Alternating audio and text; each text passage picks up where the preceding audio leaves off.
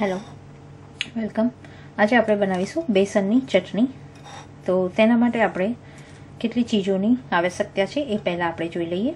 2 ચમચા આપણે બેસન લીધું છે। મસ્ટર્ડ સીડ્સ આપણે થોડુંક લેવાનું છે। 1/4 સ્પૂન હળદર લેવાની છે। કરી લીવ્સ, 1 લાલ સૂકું મરચું, 1 ચમચી ખાંડ લેવાની છે। ચપટીક લીંબુના ફૂલ, स्वाद प्रमाणे मीठू, तेल अने पाणी।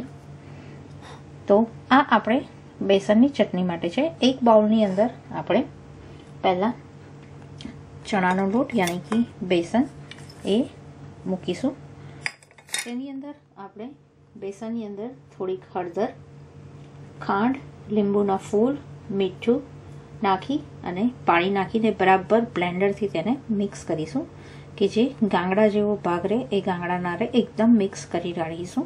પછી તેને આપણે ગેસ પર ઉકાળવા મૂકીશું।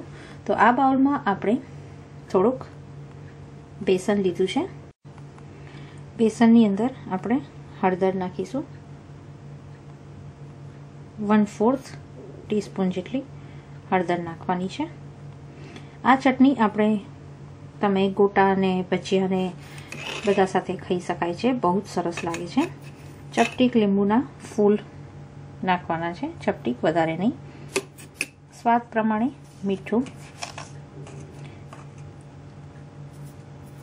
આપણે 2 ચમચા લગભગ 2 ચમચા જેટલું બેસન લીધું છે। તમે જે ક્વોન્ટિટીમાં બનાવવા માટે તમારે લેવાનું હોય તે પ્રમાણે તમે બેસન લઈ શકો છો। આપણે આ 1 બાઉલ જેટલી ચટણી થશે એના માટે આપણે 2 ચમચા બેસન લીધું છે। તો 1 ચમચી શુગર નાખીશું, સ્વાદ અનુસાર મીઠું નાખ્યું આપણે। હવે 1 ચમચી જેટલી ખાંડ આપણે નાખીશું અને ત્યારબાદ તેને હવે આપણે બરાબર પાણી નાખી અને બ્લેન્ડરથી મિક્સ કરી લઈએ। ત્યારબાદ ગેસ ઉપર એક નાનો પેન મૂકી તેની અંદર જે આપણે આ બેસન મિક્સ કરી નાખ્યું છે પાણી નાખીને બ્લેન્ડરથી બરાબર આપણે તેને એક રસ કરી નાખ્યું છે। તો તે આપણે પેનની અંદર તેને 10 મિનિટ આપણે ઉકાળીશું અને સતત હલાવતા રહેવાનું છે અને ઘટ્ટ થાય ત્યાં સુધી આપણે તેને ઉકાળીશું અને હલાવીશું।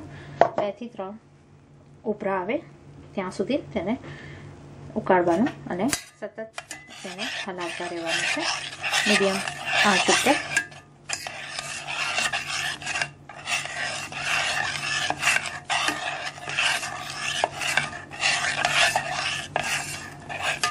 થી 3 ઉપરા આવે એટલે તેને આપણે ઘટ થઈ જાય ત્યારે આપણે તેને ગેસ બંધ કરીને તેને સાઈડમાં ઉતારીને પછી તેનો આપણે વઘાર કરીશું।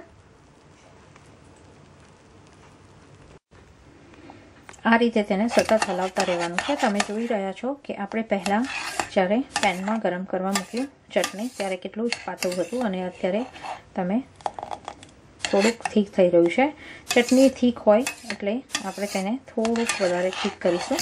હજુ આ થોડું પાતળું છે તો તેને સતત 10 મિનિટ સુધી હલાવ્યા કરો। ઠીક થઈ જાય ત્યારબાદ તેને ગેસ બંધ કરી આપણે એક નાના સા વાડકામાં આપણે થોડુંક તેલ લીધું છે ને તેનો વઘાર કરીશું। આપણે વઘારમાં જેમ કે આપણે કહ્યું કે રાઈ, સૂકું લાલ મરચું ને લીમડીના પત્તા તે મૂકીને તેનો વઘાર કરવાનો છે।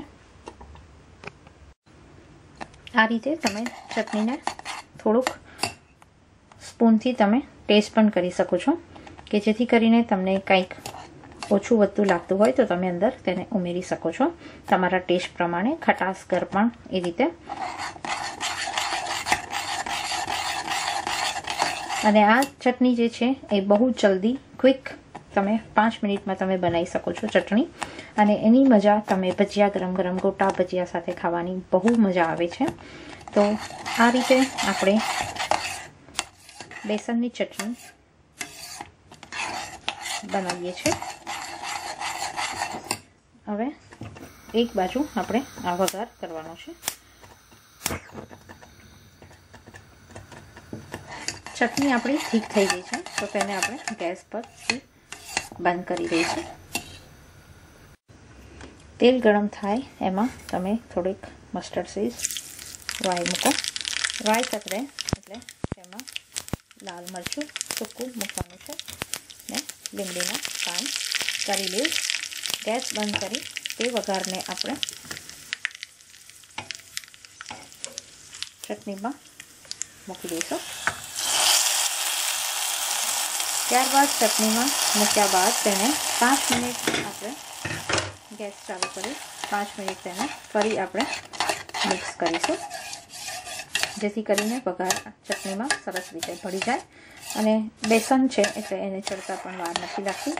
એટલે આપણી આ ચટણી 10 મિનિટમાં તો લગભગ રેડી થઈ જ જાય છે અને ખાવાની પણ મજા આવે છે. તો એને આપણે 10 મિનિટમાં આપણે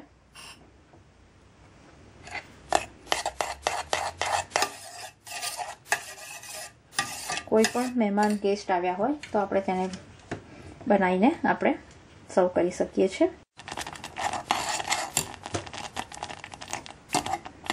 5 મિનિટ આને મિક્સ કરો અને ત્યારબાદ તેને ગરમા ગરમ બાઉલમાં સર્વ કરો.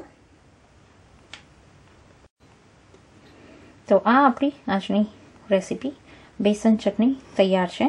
તો તમે તેને ગરમા ગરમ બાઉલમાં સર્વ કરીને ભજીયા, ઢોકળા, ગોટા સાથે તમે સર્વ કરો. બહુ જ સરસ લાગે છે અને જલ્દી પણ બની જાય છે. તો આનો સ્વાદ જરૂર તમે માણો, બનાવો. Thank you very much.